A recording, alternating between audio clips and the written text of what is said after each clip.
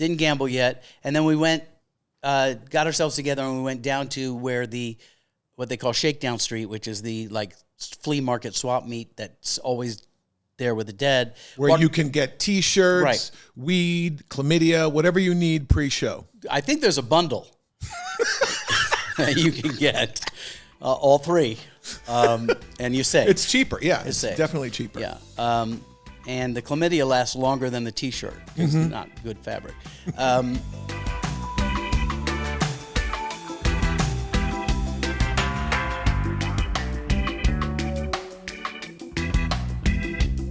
What's up, everybody? Welcome. Another week of Bonfire Talks with your boy, Mark Wahlberg. And my permanent sidekick is joining me again today. It's imposed upon me, but let's just lean right into it. Mark, I'm the third wheel.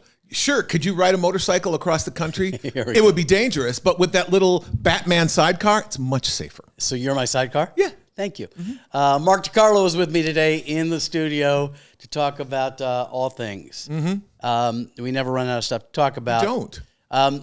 So it's been quite a week. You and I had planned, well, Morgan, my son, is a little impulsive, and he reached out and he said he wanted to go see the Grateful Dead or Dead and Company at the Sphere in Las Vegas. And I didn't really even want to, but you know, I like hanging out with him, and I don't get to see him so much. So he flew in. He flew in on Thursday, but before that, we planned that you and his friend Graydon, who is rainwater toilet flushing Todd's son, it's another friend of mine, Todd This Smith. isn't Gary's magic toilet for the fat people. No, right? no, This is different. Yeah. First of all, let's not call them fat people. No, as a former fat person, I think you're doing fat people a disservice by pretending that a 600-pound person isn't fat. They're fat. Here we go. True or false? Well, And by using the language that doesn't say that, you're actually hurting them. What got me to lose weight was I realized I'm fat and no girl's ever going to want to go on a date with me. I realize it's not politically correct. Yes. To espouse this opinion, but I lost 80 pounds in 6 months. And gained girlfriends. Yes. Instantly. Probably 80. Like if you want to go full Pound for career. pound? Yeah. That's how it works. Right. By the way, that's probably, if that were like there's Noom, which changes like your emotional. There'd be no fat people left. No, listen, for every pound you lose, you get laid. Yeah. Yeah. No, and some of those girlfriends more than once. Wow. Yeah. Callback. Yeah. Which I went back through my whole like single life to wonder, you know, was I good at this or not? Like how many callbacks did I get? And percentage wise? I think I'm probably a 65. That's pretty good. Yeah, I'm not, you know. Better than Robbie's. With me? Yeah. Yeah. Possibly. Yeah, I guess there's some whatever motivates. Well, I know it makes you uncomfortable, but that's why I say it partially and mostly because it's true. I'm at my goal weight. You do look good. Thank you. That was 3 weeks of diarrhea. So nice. Free. Right. Effective. Affordable because you're not eating. Right. And you have a bidet, so there's really no muss, no fuss. No, and it's almost enjoyable because the total toilet seat makes the whole experience worth going. And I think the sound of diarrhea is so entertaining. My favorite Paul Simon song. Hello, darkness, my old friend. Yeah, there's that. So you're in Vegas. No, so here's the plan was, which is funny that there was a plan that Morgan was going to fly in on Thursday. We were going to drive to Vegas, all of us, you, me, and Morgan, and then Graydon would meet us. Drive in on Friday, see the show Friday night. Morgan was going to rage all night, and then he had a 6 a.m. flight in the morning, which was stupid. I'm like, why would you do that to yourself? Because he's Morgan. Yeah. And then, sadly, you had some personal business with your family. You had to be a responsible adult. So you did like I did and bailed, except you were telling the truth as opposed to me, which lies to you. Because, and I'm going to be honest with you. Sometimes I lie to you, or I don't. Because you don't take no for an answer. We've discussed this here before, but when I do strong arm you into things, it's always enjoyable. I do it for your own benefit, Mark. You know I what? don't enjoy your company. I'm doing it for you. When there's one set of footsteps, That's me. it's when you're carrying me. So I appreciate that. I'm going to Chicago this weekend, and my plane lands Friday at 1:15. The Cubs game starts at 1:30. And Well, you'll leave your luggage at the... I said that, and I'm like, I don't think I can make the game. And Yanni goes, well, can't you just take your luggage and leave it somewhere at the fire near the game? station. Yeah, leave it at the fire station. Because they, in addition to being They protect, Chicago's serve. bravest, Right. they work for tips, which now will not be taxed regardless of who you elect. Right. I guess we should take a little step to the left, not specifically to the left, but you are going to the Democratic National Convention? I've been invited to go to the Democratic National Convention in Chicago. The last time the convention was in Chicago was 1968, and it was a riot, historic riot, brouhaha. Chicago 7. Was that right? Chicago 7? Chicago 7, Richard Daley giving orders, shoot to kill the protesters. Right. History has shown that all that upheaval probably ended the Vietnam War much sooner than had that not happened. So is that why you're going? I want to end the Vietnam War. Oh, good luck. Yes, I do. Appreciate you. It's important to take on an issue regardless of its relevancy. That's right. I'm all for, my nephew's in the service, and I am. And you don't want him to go to Vietnam? I don't want him to go to Vietnam at all. All right. I don't get, here's what I don't get. Yeah. How, first of all, you are somehow beloved in Chicago. Mm-hmm. Maybe because of the 3 regional Emmys you've won. Sure. I've been on the air.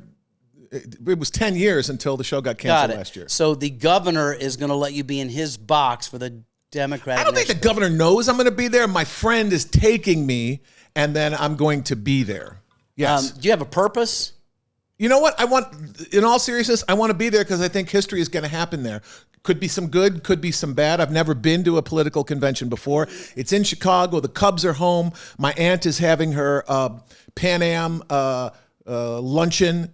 All the people that used to work for Pan Am get together and have a picnic every year, and it's a bunch of... Are you hosting it? I'm not, but it's just a bunch of old Italian ladies sitting around talking about travel. It's a bunch of things lined up, and it was I couldn't not go. You're just showing up for the Zazic. The Zazic, Rocco Zazic. And I think it's when else am I going to get a chance to go and 100%. experience that? Regardless of where you are. Well, let's see. Clinton's going to speak. Obama's going to speak. Kamala Harris is going to speak. Biden is going to speak. There goes half of my audience, so I'm down to 10. Well, you know what? It's history in the making. It doesn't really matter. Regardless of where you are politically, right. It's an experience of the process. Right. I just want to see what it's like and go and experience it. It's at the United Center in Chicago. What are you going to wear? I think I have to wear like a suit. Huh. Yeah. And Glenn Weiss is directing the show.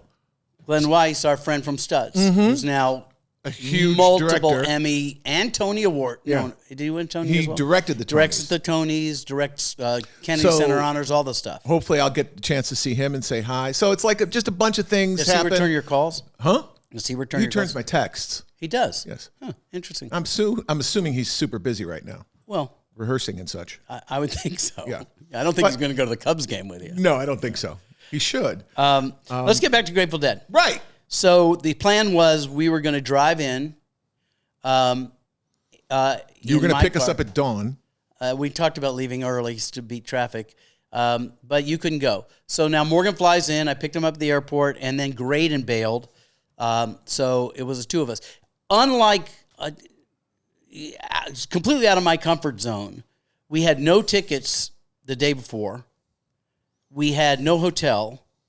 Morgan didn't need a hotel, but I did because I was going to drive back the next day, and I didn't want to do it without sleep. So I had to really lean into doing what I am forced to do with you, which is just let it be what it is going to be. We ended up buying tickets, not too expensive, and there was debate on where we should sit, and we were doing all sorts of research. So first of all, the Sphere, if you don't know what the Sphere is, look it up, but it's this gigantic dome in Vegas. It's a overwhelming experience. It's like you're inside a ball, and they project all kinds of cool stuff on the inside surface of the Sphere, and there's a stage with music, and acoustically it's supposed to be really great. It was the best sound I've heard at a concert ever. Yeah.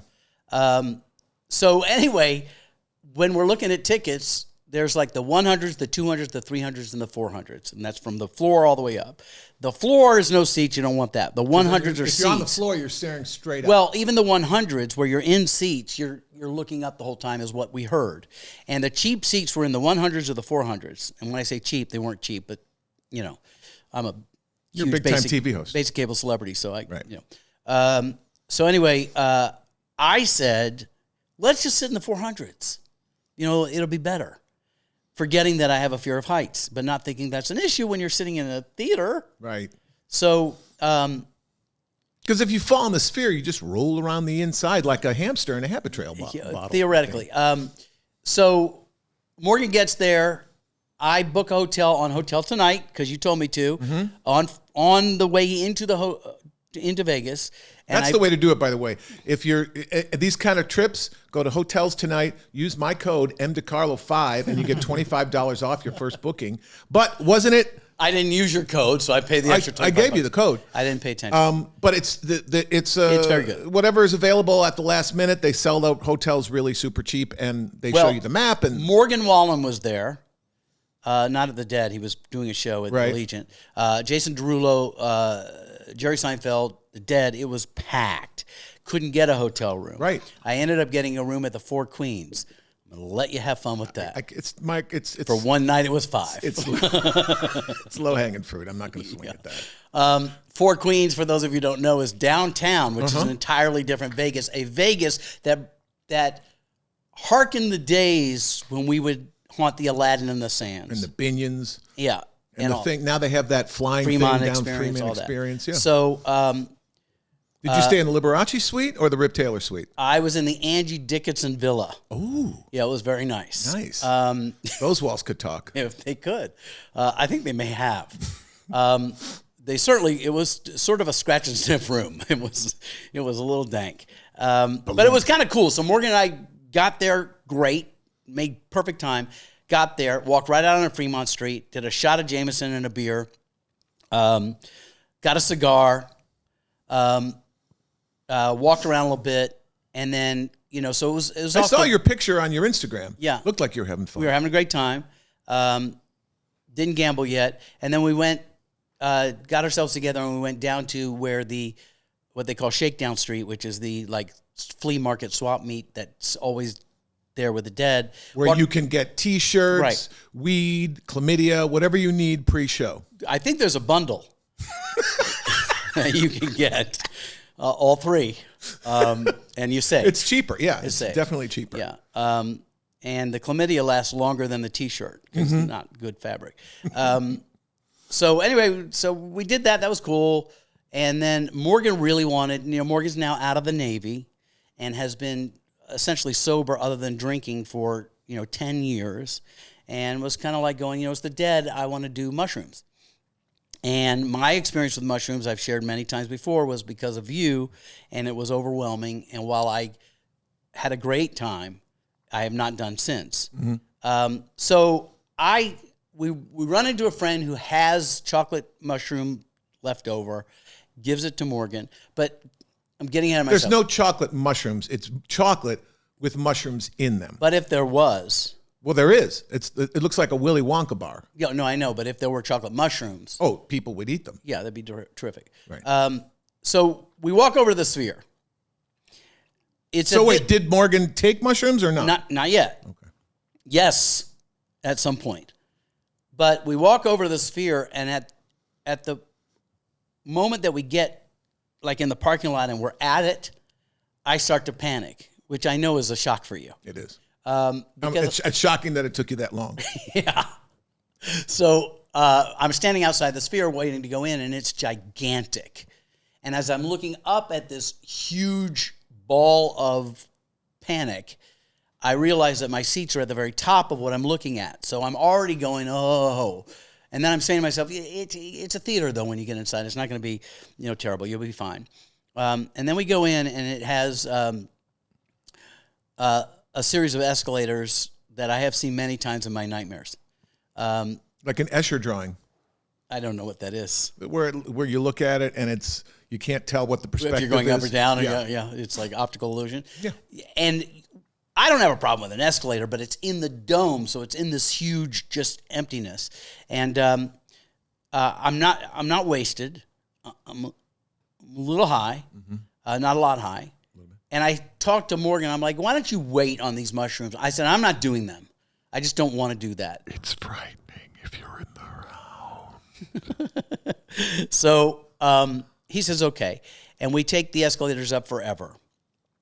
And then I'm a little tight.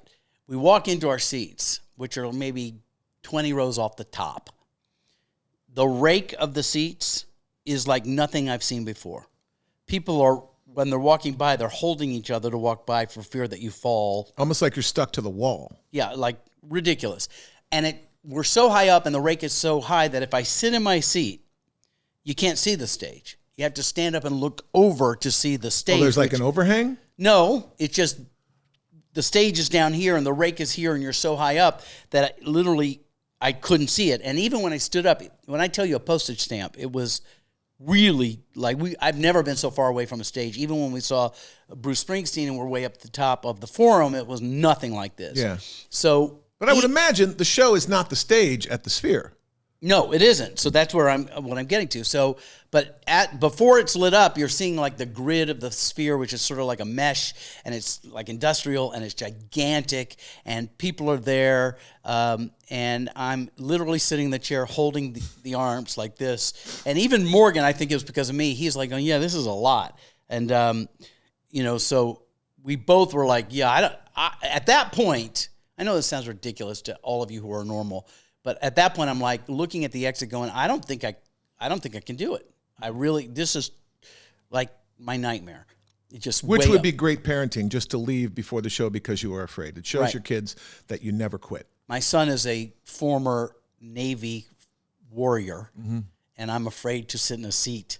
And I literally had to talk myself off the ledge by looking at all the people around me, middle-aged people who were like calm. And I'm like, well, they're not panicked, so I'm not going to panic. Well, because they were probably shrooming. But even both Morgan and I said, yeah, and I had said to Morgan with mushrooms, I'm like, mushrooms itself is like creating this sphere wherever you are. So if you sit in a room with nothing, that's a lot. At least my experience of it was. And to do it at this, which is going to be an all-consuming experience, would be a lot for a first time. So he agreed to wait. I will tell you that as soon as the band starts playing and they turn the sphere on, because there's a switch, the hamster starts rolling. It changes the whole perspective because now you're in it, and it's like you're watching a movie. And I immediately started to calm down and started to enjoy the ride a little bit. I could even stand up, which I felt was good. And it starts kind of easy, like it's cloudy and cool, and you're like, wow. And the band, first song is more getting the sound check right, and they're kind of doing their thing. And they're putting, video boxes of each of the band members up for you to see, and it's larger than life, and it's better than like when you go to the Hollywood Bowl and you see IMAG. You're seeing their fingers on the fretboard. It's really amazing, and the sound was perfect. So we're loving it. Still a little nervous, but loving it. And then they did this thing, man, that was just outrageous. So you see the screens turn into what looked like a Star Wars Starfleet hangar, like an industrial hangar. And it starts to open like this, and blue skies are behind it. And it opens bigger and like to the outside. And I swear to God, it felt like I felt a breeze. That's how amazing it was. And then the next thing you know, you're looking at the band in front of the famous street, Haight-Ashbury, where they started. Those houses, those multicolored houses. And I'm like, this is great. This is great. And then it starts to pull back a little higher. Like, oh, the rooftop. Oh, we're looking down the street. Oh, we're higher. And then it gets to the point where I'm like, this is, again, horrible. I can't fucking deal. But it then pulls out far enough that you're in space and there's planets, and then it was great. So the experience was outrageous. And I will say that I've been to many Grateful Dead shows, and I love the Dead. Dead and Company's a little different, but great. But there are times in a Grateful Dead show when they're in the middle of a jam or when they play that drum space thing where I get a little bored. It's like, okay, I'm there for the experience, but whatever. I think that's just so that they could go empty their bladders. 100%. Everybody but the drummer, right? 100%. Or, back in the day, slam some heroin. Right. Heroin. But just enough to get to the encore. Sure. But with the stuff going on the screens, it was absolutely amazing. Like, amazing. And I was having a great time. Would you go again? 100%. All right, well, it's the only way to go see the Grateful Dead. We'll go together. I think. And we can go see the Eagles. I don't know if it'll be the same thing, but whatever. So about, 2/3 of the first set, through the first set, Morgan turns to me and says, I think I'm okay to take these shrooms. And I thought to myself, don't let your fear ruin a possibility, good or bad, for someone else. Right. So I'm like, go ahead. So he, eats a little bit, and I don't. And then it's intermission. He doesn't feel anything. Intermission. What does he weigh? 4,000 pounds. He's like a muscle with a head. 220 right now, and he's in great shape. Yeah. Big boy. So about an hour goes by, he's not feeling anything, so he takes another half. That's how they get you. And then they get to then it goes like this. Band's so they playing. take an intermission, the band. He took it before intermission. But there is an intermission in the show. Yeah. When he came back from intermission, he took a little bit more. Mm-hmm. And then a few songs in, he goes, now I'm starting to feel stuff. And I look over at him, he's just smiling. And I said, I didn't say anything. He looked at me, he says, he hadn't said anything to me. And he looks at me and he goes, do I sound dumb? You mean now or in your life? I'm like, you haven't said anything. He's like, oh, okay. I thought I said something. And then he's like, is everyone leaving? Because everyone's moving. I said, you're okay. But as soon as it starts to come on, they go to that drum space thing, which is Tripsville, right? He had a blast. I had a blast. That's basically the story. We just had a blast. The band played some great stuff. The show was terrific. Got out about 11:30. We went and had a drink with some friends. Then I like John Mayer in that mix. Well, he adds a little bit of a bluesy rock edge to it. I don't know if I agree entirely. I'll tell you why. I like John Mayer. And by the way, he had slammed his index finger in his van door, and was playing the entire show on his left hand, like fretboard hand. Without his bar finger? Yeah, with these three fingers. Wow. I think he could still bar, but he couldn't do that. And you're seeing it. He's got a big thing on it, and you're watching him play the whole show with three fingers. Wow. But from a musical standpoint, what makes the Dead sound like the Dead to me is Jerry Garcia's solos. Mm-hmm. And I think John Mayer does a good job of giving you that before he starts John Mayering it, which is more traditional rock and roll, blues, that kind of vibe. And so I had to kind of let go of it being the old Dead and listen to John Mayer do these songs. And it was great. He sings great, much better than any of them. Well, we saw them at the Hollywood Bowl, right? Good, yeah. And that's what I thought for all of his solos. He would, first time through, he would do Jerry's solo. Jerry's solo. And then he would, all right, now it's my turn. And, all in all, great. The takeaway at the end of the day, because then you're in the bar and you're in the casino and everything, and there were two groups of people. Where is the Sphere is it on the Strip? Is it downtown? Kind of in this strippy area, which the strippy area is all the of entire Vegas. city of Las Vegas is the strippy area. We, then you're out back in Fremont Street or whatever, and we're gambling and playing, and Morgan saw a friend of his from flight school who came, and so he had a buddy to kind of get him through from 3 o'clock to 4:30 because I went to bed at 3. But it was interesting. You had the Grateful Dead crowd and you had the Morgan Wallen crowd, Cowboys. They were fine.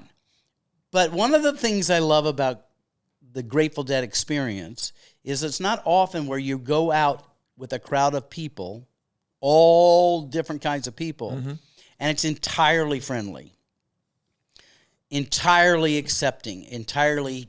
people are sharing, and there's just no hassle at all at any level. You're in line to get into the Sphere, and in any other concert, you're like, ugh, let's go. None of that. Because they're old school hippies. And really young, too. There were some really young... But it's that old school hippie vibe. Yeah, like that vibe. And then, this is a weird thing to connect to, but last night, Robbie and I watched this documentary on Netflix, which is a terrific streaming service. I'm going to check it out. Thanks. Yeah, it's really good. It's just catching on, but you should check it out. Okay. I guess you subscribe, and then you can watch whatever they have. Kind of like Hotel Tonight. Very similar. Use the code, Mark DeCarlo, to get 25% off. I saw this documentary about dogs, like trying to understand what dogs are saying to you. And one of the research points that stuck with me was that we are of the mindset that survival of the fittest is how things survive and evolve. But they make the case that in the case of dogs and other things, including plants and other animals, survival of the friendliest is actually a stronger survival concept. That the dog, going from wolf to domestic dog, figured out that if I am friendly to humans, I have a better chance to survive, and then bred themselves to that gene, which I found fascinating. And then they even made the point that even, it happens in nature all the time that we don't notice, like flowers are friendly to bees, and bees are friendly to flowers, and it worked for both of them, evolution. But that friendliness is an aspect of fitness. Yeah, I don't know about that. Sure, if you're a guy that likes to fight and kick ass all the time, one day in a bar, someone's going to break a bottle over your head. Well, I think that's the point. Right. Is that vibe, which we think is passive and not about surviving, but it's submissive, is in fact proving scientifically to be a stronger way for your cooperation. Species. Cooperation. That is the key, because look at lions. Let's look at lions. The females go out and hunt. The guys lay around. Perfect. I don't know exactly what they do. They look scary but they bring back the moms bring back the zebras. Everybody eats. The competition exists. I don't know where the friendliness is in any of that. Well, within the pride, they're all friendly, but there's only one alpha lion. So if you're number 2, not so much cooperation, not so much friendliness. Well, I just like the concept that supports what I've been saying in my life, is that connection, cooperation, acceptance, tolerance, patience, grace isn't just something we do to feel good about ourselves, but actually scientifically may help us survive better. Agreed. And to bring it back full circle, because I'm a basic cable TV host, now no, you're a streamer now. I'm not technically announcing that. Oh, sorry. Yeah, that's right. But I will say that that's a terrific streaming service. Which one is it? Netflix. Ah, that's a streaming service. Netflix. Yeah, and the logo is a big N. Uh-huh. Yeah, so that you know. Do they do a lot of reality-ish programming? Great reality Do shows. They? Okay. Yeah, they have basically a pedigree of being... So if you're doing a reality show that would be on Netflix, it elevates the show and you and everything. It would be. It would be the feather in your cap. Probably. You'd say yours in more of a... This is the royal we. Royal we. Mm-hmm. Yeah, I haven't thought about that at all. Okay. But I guess you're right. Okay. And that's Netflix. Netflix. Large N, and then flicks with an X. Right. It's the N word everyone loves.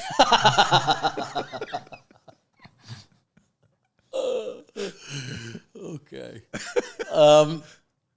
Bringing it back from dogs to the Grateful Dead is that it dawned on me that concept of survival of the friendliest or the cooperative or the accepting or the non-hate vibe exists there. Mm-hmm. And it's something that I think that's my draw more than the music, is it's kind of great to show up to a bunch of crazy, all kinds of people, and there's just no judgment of anybody or what you're doing. Even when I'm sitting in my seat at the beginning before it starts, and I'm freaking out, like a little sweaty. And I turned around to the people behind me and I said, Are you guys okay with all this? And literally, like, the woman behind me put her hand on my shoulder and says, You're okay. Just listen to the music. You're okay. And I thought, what if that existed anywhere else? Naturally. Like if our tendency as humans was more that than anything I don't know I'm going to kill before I figure out what it is. Mm-hmm. What would that look like? Look at you sticking the landing like Simone Biles. Thank you for bringing it back to the Olympics. Well, I mean, that's the goal, right? And I think what has happened in the media landscape over the last 20 or 30 years is people have figured out there's a lot of money to be made by creating friction that doesn't necessarily relate to real life. Fear-mongering, hate-mongering, and just any kind of mongering. Selling, promoting friction and anxiety and anger, outrage. Pick a side. Right. You got to be on a team. Because and if you're on my team, that vibe exists, right? Right. But if you're on the other team, go fuck yourself. Right. Which it does not serve a democracy. It doesn't serve humanity, but it makes unscrupulous people tons of money on both sides. Yeah, it's true. So, well, and this also ties into something I talked about a couple episodes ago that I've been trying to use. was I on that episode? No, you're always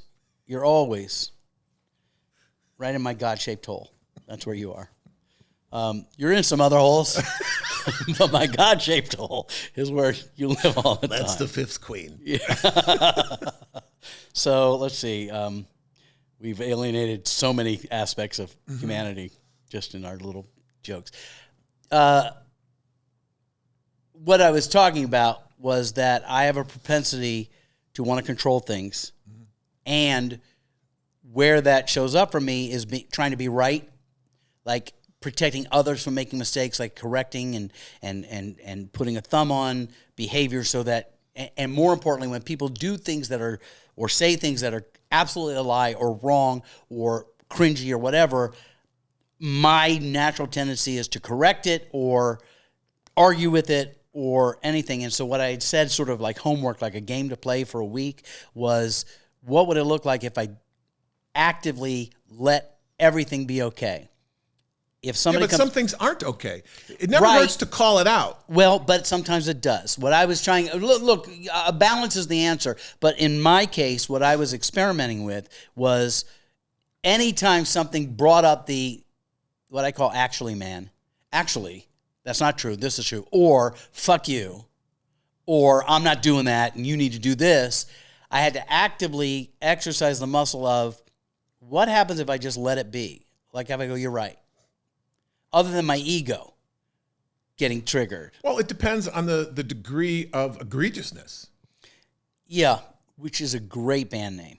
His degree of egregiousness? It's sort of like a Pink Floyd cover band. Yeah, but like, and atonal jazz. That's right. And marching band. Yeah, maybe. But what I found was, while I think you're right that there are times where you need to stand and take a stand, for my personal happiness,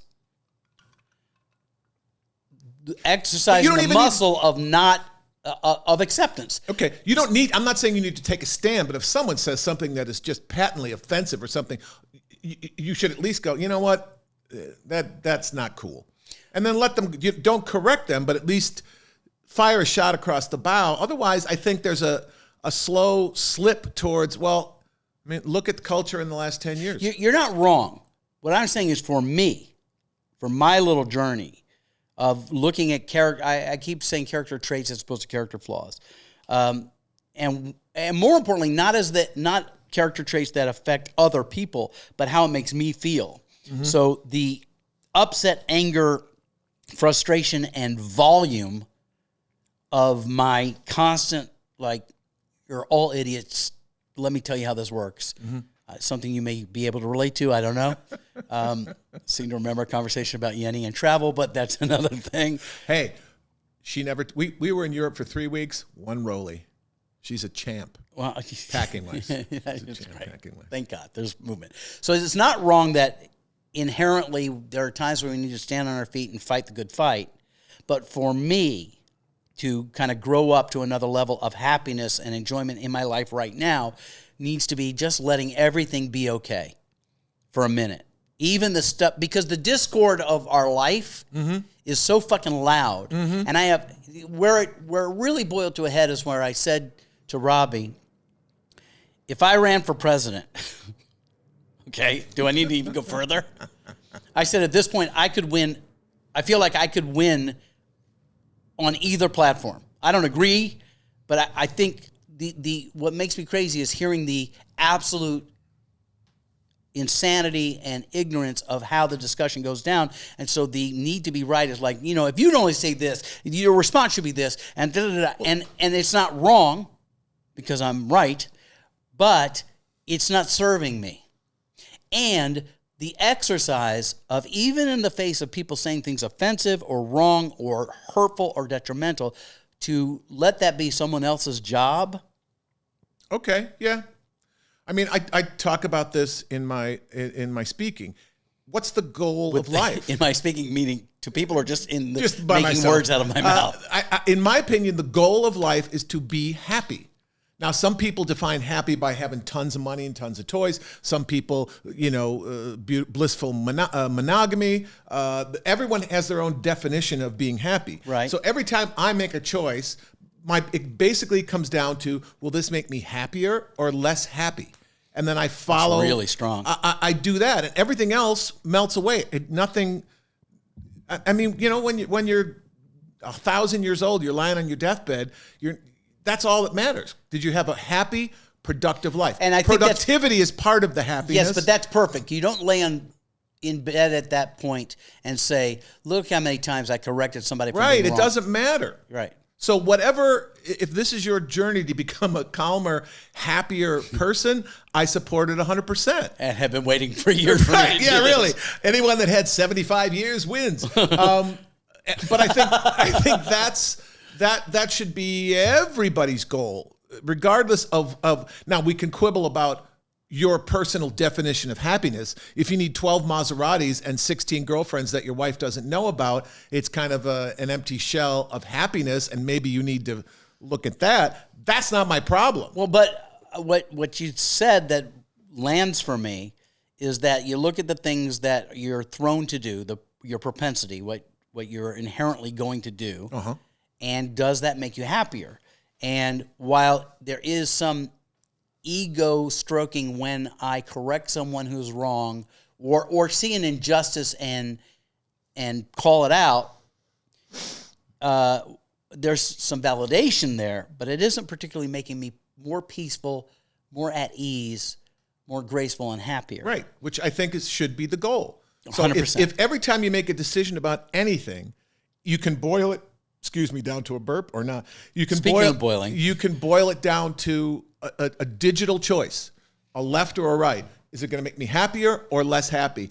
It simplifies life. Yeah, it simplifies decision making. It's really good. And not happy at the expense of others. no, and that's not not a happiness. shallow happiness. No. It's I guess satisfaction, Contentment. peace, just happiness, right? Ease. There's the term in the zone. I'm in the zone. I'm in the zone. People have different definitions of what that is, but that's what I'm talking about. When you're doing it right, there's a feeling, and when you're not, your life isn't going well, you're grinding gears and you're smoking, and just get away from it. It's so that applies to so many things, like, the kids today talk about manifestation. Same thing. Yeah, and you and I have talked about manifestation a lot. Mm-hmm. And one of the keys in my life of having manifested incredible outcomes that are not improbable but are counterintuitive to physics, like that kind of crazy shit, comes from recognizing the graceful, easiest path, the floating river rather than the swimming up the rapids. And I think that's where magic can happen, is somewhere in empowered acceptance. In other words, you're not going to roll over, but you're also going to I've said this before here, that how many jobs with these fingers that we've taken on that no one asked us to do, and we're not getting paid for. We don't get a W-2 at the end of the year. And one of the jobs is correcting others, controlling others, trying to help make situations less cringy, right? All of that takes so much energy and doesn't ultimately keep me in what we've now defined as what, in this context, what happiness is. And this week's game I played, I've been trying to play a game every week off of this, was when I get my hackles up, I don't even know if I have a hackle. You have two. It's kind of where your tail would be, where you're a monkey. I see. Yeah. I see. So I have basically the stub of what was once a full hackle. You have a prehensile hackle. I have a prehensile hackle. Can't do anything with it. Well, and the Jews have the horns and the prehensile hackle. Okay, so we've had fat people, the N-word, and the Jews. I'm hitting all the bases, baby. And there's the DNC. So all of that's Right. going. Good job. I'm so glad I had you here. Mm-hmm. But the feeling that there is a rush of energy of life when you get, I hate to use the word trigger, but triggered by something, and now I'm ready for the fight. And that's what the media has tapped into on both sides. That outrage, that righteousness fuels us. It feels like life. Shouldn't. Right. And what I want to get It's addicted counterproductive to happiness. and what I'd like to be addicted to, rather than the energy of the fight, which I fucking love, is what I also have tapped into. I do it on TV and I do it in my life from time to time. The energy of acceptance, tolerance, grace, all those words again. And I got to tell you, it was a struggle. It was a struggle like on the golf course with a guy who was just taking too long and talking too much. And I wanted to say, just go up and hit the fucking ball. Ma'am. We are teeing off the ladies' tees, but whatever. They're no longer called the ladies' tees. Well, what are they called now? Just the color based on your handicap of where it's best for you to play to keep the game going. Ladies' tees is much faster to say. Okay. My point is, making him play faster, the illusion is that's going to make me feel better, right? Because I made it the way it's supposed to be. But I found letting it just take as long as it's going to take, letting him give me tips when I didn't ask for him, and just smiling at that and going, you're right, was less energy and possibly a little happier for me. Right, and then just you don't play with him again. Right? If there's someone in your life that's always getting you all jacked up, Well, then that's another conversation. weed them out of your life. Well, and maybe they go hand in hand, is that when you start to vibrate on that way, you, and this goes back to manifestation, you attract people with a like vibe. You do. And you have less energy to spend on the people that make you want to fix, argue, control. I mean, that's scientifically proven that like vibrations in the brain chemistry, the brain vibration frequency, like attracts like. So if you're an angry, cranky person, you're going to hang out with other angry, cranky people because it gives you validation for how you live your life. But what's the point? You know what? One vote is not going to change your state or your county or your country's trajectory. You have to worry. If everyone just worried about maximizing their own personal happiness, and when presented with choices, didn't do the thing that didn't make them happier, the world would drastically change. You give up control. You have to be. You know, I'm not. I believe in some sort of super intelligence in the universe. I went to Catholic school for 12 years, and literally from first grade, I thought all their dogma was complete, ridiculous bullshit. And I still think that. It works for some people. The good news is, even now, you can still fit in the skirt. Exactly. Which I think is awesome. You know, I've stayed trim. That's nice. I believe that the universe has some sort of intelligence to it, and the way you tap into that river is by seeking happiness. And then that river takes you where you're supposed to go. You know what? There are people. As opposed to you paddling to where you thought you're supposed to go. Where you think you want to go. Right. That's right. You know, everyone has their own unique set of gifts. There are people that are graphic artists that would be crappy garbage men, and vice versa. If your goal is to find out what you're supposed to be doing in life, what makes you the happiest? Purpose. When I talk to kids that are going into college, you think, oh, I want to be a doctor, I want to be a lawyer. You have no idea what you want to do. Go and fail out of a bunch of things, or try. I was pre-law, pre-med, journalist. I had a bunch of different majors, and I did them until I realized, this isn't for me. And you weed out things. When Michelangelo got the commission to do the David, someone had carved out a giant piece of marble, and then that original artist said, it's too hard, I can't do it.